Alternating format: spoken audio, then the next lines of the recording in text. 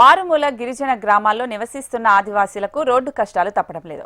ములుగు జిల్లా తాడ్వాయి మండలం అల్లిగూడెంలో ఒక మహిళకు పురిటి నొప్పులు రావడంతో ఆమెను ఆసుపత్రికి తరలించేందుకు తీవ్రంగా శ్రమించాల్సి వచ్చింది.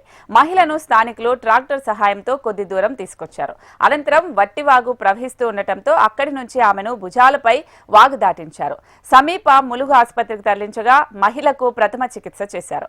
అనంతరం అత్యవసర చికిత్స నిమిత్తం హనుమకొండ ఆసుపత్రికి రెఫర్ చేసినట్టుగా హాస్పిటల్ సూపరింటెండెంట్ తెలిపారు. 12:30 ప్రాంతంలో కృష్ణవేణి అనే ఒక 20 సంవత్సరాల మహిళ అల్లిగూడెం అనే గ్రామము తాడ్వాయి మండలం నుంచి గర్భిణీ స్త్రీ 28 వారాల గర్భిణి, మొదటి ప్రెగ్నెన్సీ, హాస్పిటల్కి రావడం జరిగింది. మా గైనకాలజిస్టులు అక్కడ చూశారు. ప్రీమ్యాచ్యూర్ రప్చర్ ఆఫ్ మెంబరెన్స్ ఉన్నది. అప్పటికి ఆమె ఉమ్మనీరంతా పోవడం జరిగింది.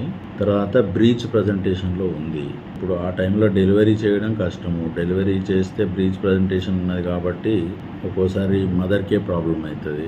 తర్వాత 28 వీక్సే ఉన్నది కాబట్టి బేబీ డెలివరీ అయినా బేబీకి ప్రాబ్లమే ఉంటుంది. ఒక్కోసారి వెంటిలేటర్ పెట్టాల్సిన పరిస్థితి వస్తుంది తల్లికి బిడ్డకి కూడా.